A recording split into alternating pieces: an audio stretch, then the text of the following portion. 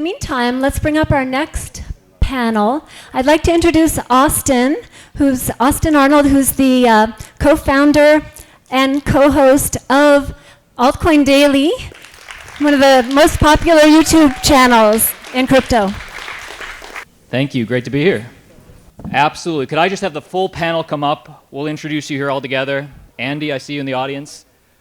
Please, yeah, take your time, have a seat. Question to the folks listening. How many, by a show of hands, care about privacy? Wow. Well, I invite you for this panel, tune in. The conversations we have right now could help dictate, or at least set the stage for some of the issues and benefits we will be seeing for the remainder of crypto. So I'm gladly joined by some of the elites in privacy. I want you guys, nobody's going to introduce you guys better than yourselves. Here. So do we all have mics? Here's a mic right here. Oh, you have your own mic. Maybe Adryenn.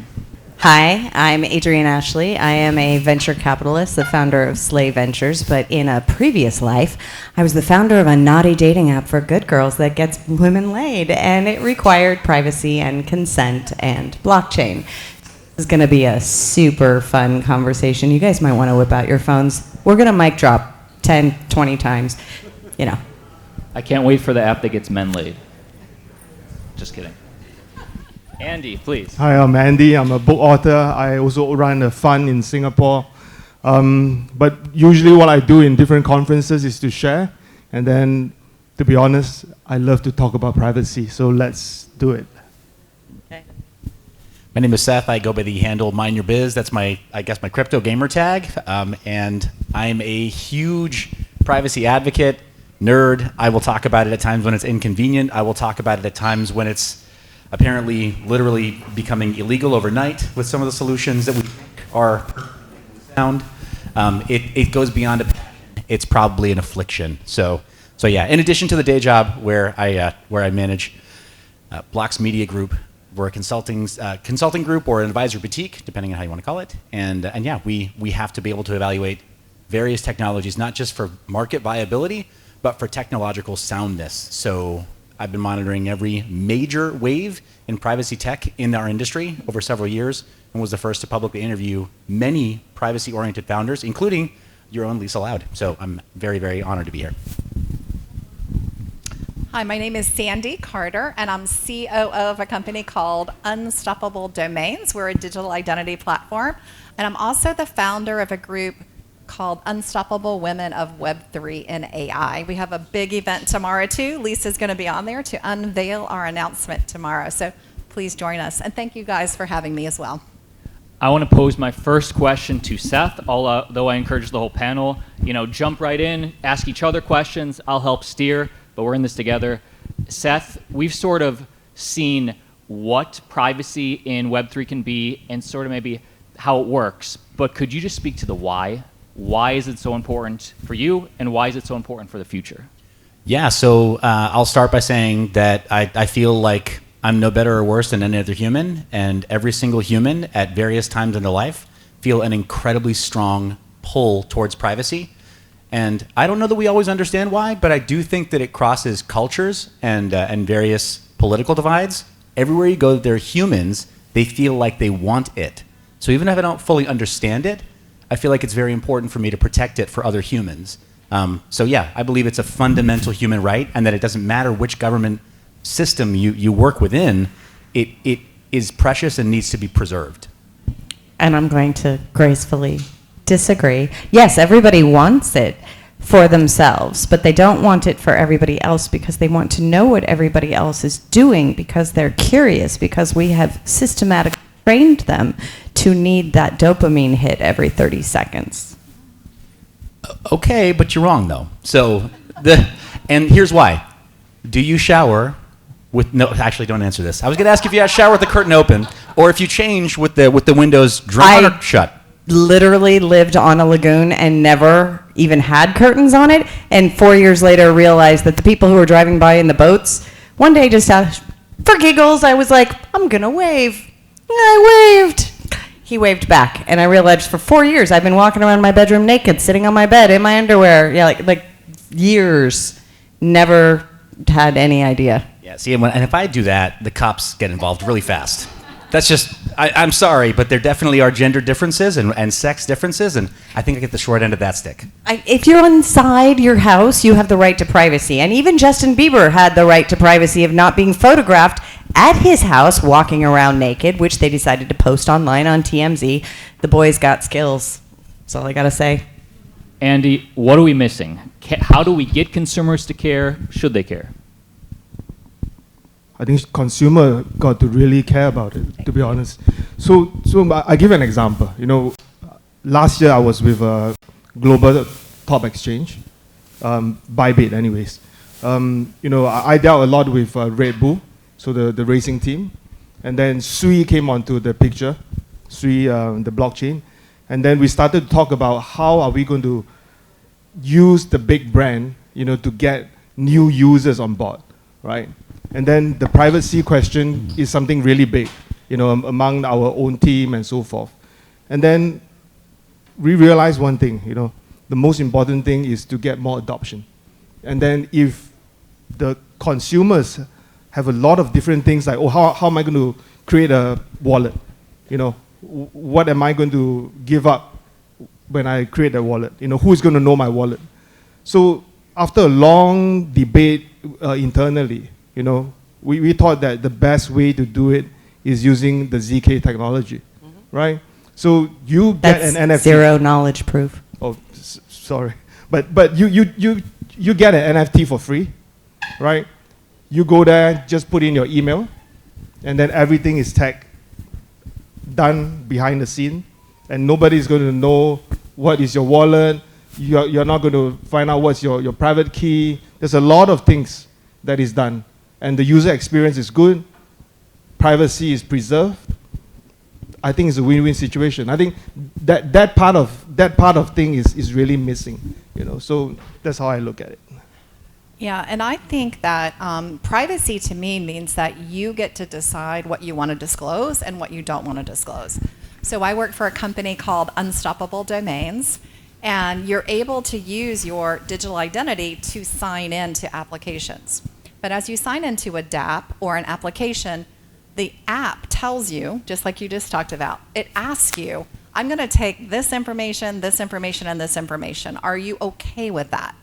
And if you say no, or no to maybe 2 of the 3 types of requests for information, the app then decides if it wants to accept you in or not, even with your own personal privacy settings.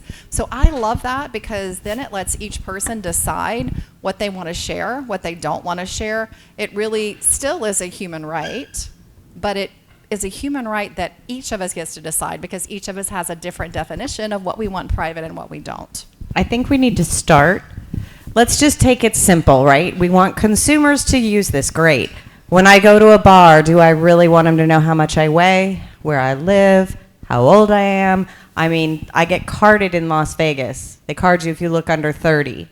Awesome. I'm 55. All I want them to know is that this face is over 21. That's really all they have to know legally, right? So let's start with applications that consumers understand at a very easy level. I mean, people get confused with blockchain. I go, you use email every day. You don't know how that works. Stop complaining, right? Don't be afraid of it. You use technology. Honestly, I can't even explain to you how it works. And you use it. So that's how we have to drive mainstream consumer adoption. Easy, functional, and solves a major problem that everybody would love to have solved. Here's where I'm going to disagree with you on this. Because I love that you disagree with me. You're going to be one of my favorite people. let's try this on for size. Maybe you won't like it so much in a second. So, I disagree, and here's why. I disagree because, unfortunately, most people don't realize that there's any kind of a problem until they see a massive headline that claims somebody else has been damaged. They need to see either some kind of terrible technological failure, or they need to see outright fraud before they believe, okay, you know what? Maybe I want a little bit more privacy. I could literally drive an app to over 10 million users with one headline that basically says that a bouncer was collecting women's addresses and there was a string of rapes. Boom, done. App downloaded, problem solved, game over. Everybody's got a wallet. And yet people still go to bars and they still charge the bouncer. They still even pay him an extra $50 to get in fast. that we haven't eliminated the threat vector. But privacy versus confidentiality versus anonymity, I think if we start trying to pick our battles But we gave it all away. I mean, the horse is out of the barn. Let's put it this way. Google knows everything, including the porn I like to watch. And I'm okay with that. I don't necessarily want it on the cover of TMZ.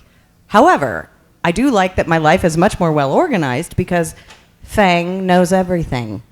And let me pose this question to the group, and maybe Sandy, let's start with you, but really for everybody. You don't have to convince this room in the audience right now that they want privacy. These are the people that want it. But for the governments or for the major players that have a problem with it, they see crime that happens, they see inappropriate things on the blockchain, and they think, well, we got to regulate this, we got to put in rules. What is the proper middle ground? Is there a middle ground? Well, I think right now people are coming down to understanding what trust is and what it's not. And I think governments and companies and people are really struggling with what is trust and who do we trust. The Edelman Trust Barometer just published, and trust of governments right now is at an all-time low. Trust of companies is at an all-time low. Borderline on AI, by the way, which Lisa says is going away anyway. But it's really fascinating because I think some of these items that we've been debating, whether people care or not, I think they do care in an underpinning fashion. And so I guess what I would pose back to governments or companies is, do you want to be trusted? It's relationships that move GDPs, it's relationships and trust that move companies' value. And I think that privacy is one of the ways to move markets and engage. Do you want to say something, or you're just waving at a bystander? I'm just waving at friends. Oh, I thought you were like, I agree. No, don't worry. And I think that is the big thing. You mentioned that trust of government is very, very low. I mean, what are we supposed to think when they're trying to roll out IDs that would literally, and other governments have rolled out IDs that have literally mandated that people couldn't leave the house, couldn't work, couldn't go to the grocery store, couldn't do this, couldn't do that. And then they want to roll out CBDCs, and heaven forbid you have a Snickers habit. And all of a sudden they determine that anybody who has ever bought a Snickers in the last 10 years is going to jail.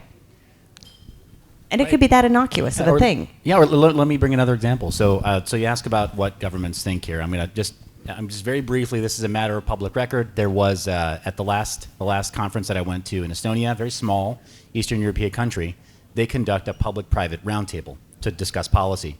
And we had a conversation about MiCA and the way that they're interpreting MiCA. In 3 hours between their Minister of Finance, the Web3 Association, they have a Web3 chamber for their country, their nation's CTO, because they're very small, they have an appointed role there, and a massive round table of experts. In 3 hours, I was the only person to even use the word privacy once. So what do governments think of privacy? Very little. Very little. And when they do actually talk about it, they immediately frame it as sort of this giant, scary boogeyman monster that makes their jobs hard and inconvenient, not impossible, it makes their jobs inconvenient, and they don't really want to have to bake this into any of their considerations of, say, digital identity. They don't want to think about that. Okay, now let's also talk about... I just want to just chip in a bit. I give advice to government directly. To be very, very honest, they know everything, right? If they want to know each and everyone's wallet, where the money is going and so forth, they can definitely track it. I'll give you one example. I can't name the country, but I was talking to a minister of technology 2 weeks ago. And then he started to ask me about, what do you think about us tracing all the different wallets on Ethereum and so forth? I say, yeah, I think that's good. You could always buy some services to really track it down. And then he asked me, he said, what about money laundering? My immediate question to him is that you could actually track everything. So whoever that is trying to wash the money on chain, you can easily track that, right? Then he asked me about other privacy application, for example. I also brought up a silent swap. Then I told him the theory behind silent swap and other kind of washing, apps and so forth. Then he posted many different questions. How does it work? Is it really untraceable? I think yes, to a certain extent. On-chain, untraceable. But are you really worried about what's happening on-chain? He said, not really. I just want to know when they are going to cash out in fiat. I said, yeah, when they cash out in fiat, you can definitely track them, right? That part of this crime thing can actually be tracked. Maybe on-chain, they can't really track it. It could be really complicated. But once they cash it out in fiat, or maybe they have their own CBDC, for example, it's 100% traced. Why do you want to worry about technology? We are technologists. We are not criminals. That's the thing I want to say. And we have 2 minutes left, so maybe Seth, start with you. We have 6 billion data points. Yeah. The data is out there. The government doesn't need your permission. They can literally go to a third party and just buy it. They always do. 100%. But what I'm curious about, and that's phenomenal, but VPNs exist, so do encrypted tunnels. There's various other, it's obfuscation at best. It's not perfect privacy. But neither are the things that we've come to rely on like PGP. They've only ever been pretty good at best. So what I'm wondering, just very quickly as a follow-up question to you, because you said that you talked to government policymakers about privacy, but what I heard was that you talked to them about transparency, not privacy. Well, there's also no transparency, to be honest.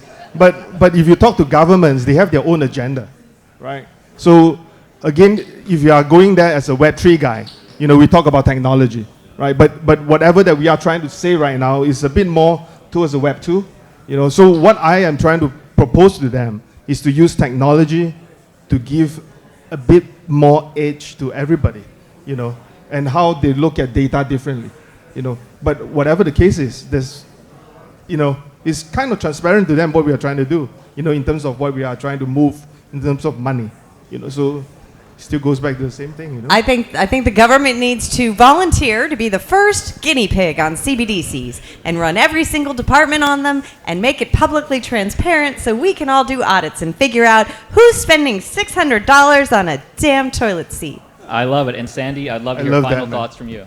Good. I was just going to say, I think that trust is paramount here, and I think that privacy builds confidence and trust. And so I think the more that we can educate, the more that we can help others to understand that, the better off we're going to be as well. Always more to talk about, guys. Let's continue this conversation for the rest of the week, but thank you, everybody.